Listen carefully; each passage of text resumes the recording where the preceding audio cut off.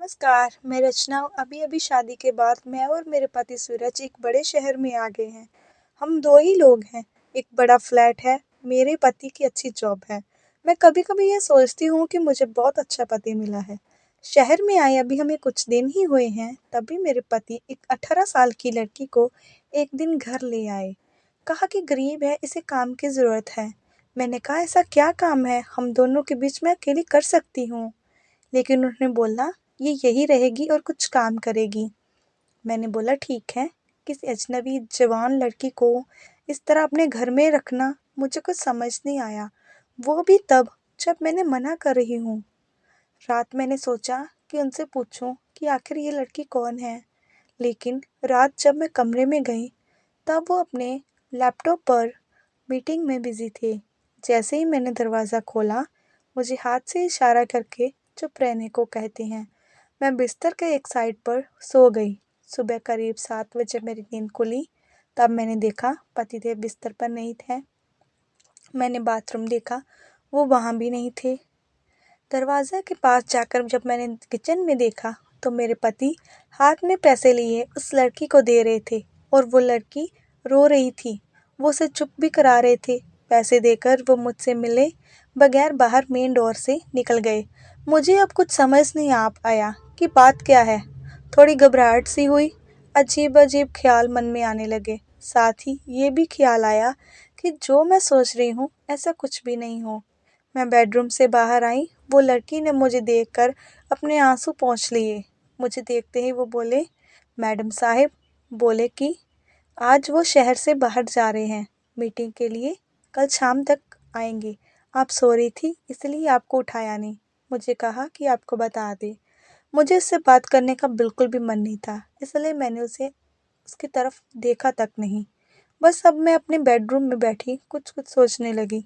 शादी को अभी 1 महीना ही हुआ है और मैं उनके बारे में ना जाने क्या क्या सोचने लगी।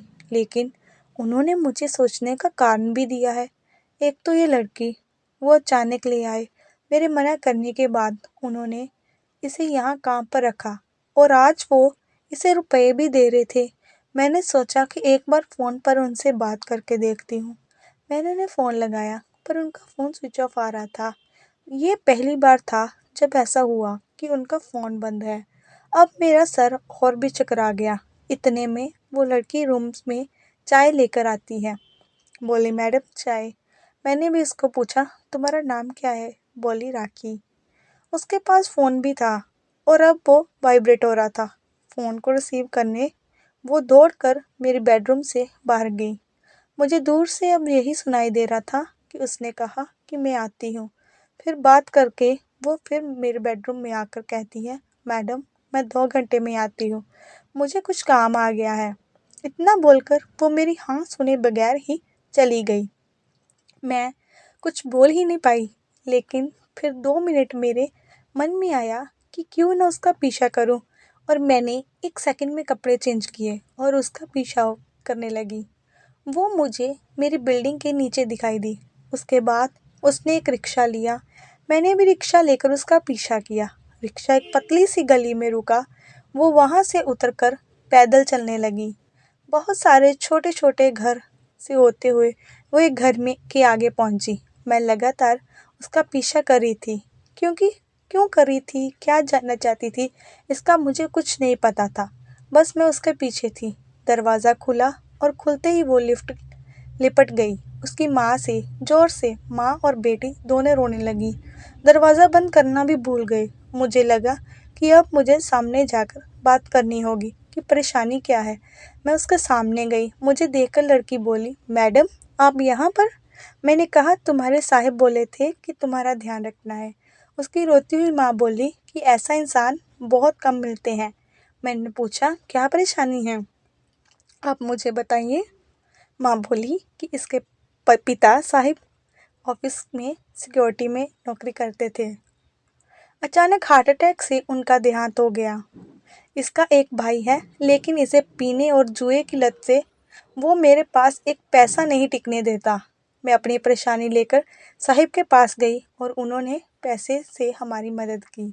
साथ ही इन्हें जब मैंने बताया कि इसका भाई ऐसा है तो उन्होंने कहा कि इसका यहाँ रहना सही नहीं है, इसलिए वो इसे अपने घर को ले गए। मैं इनकी बातें सुन ही रही थी कि उनका फ़ोन आया।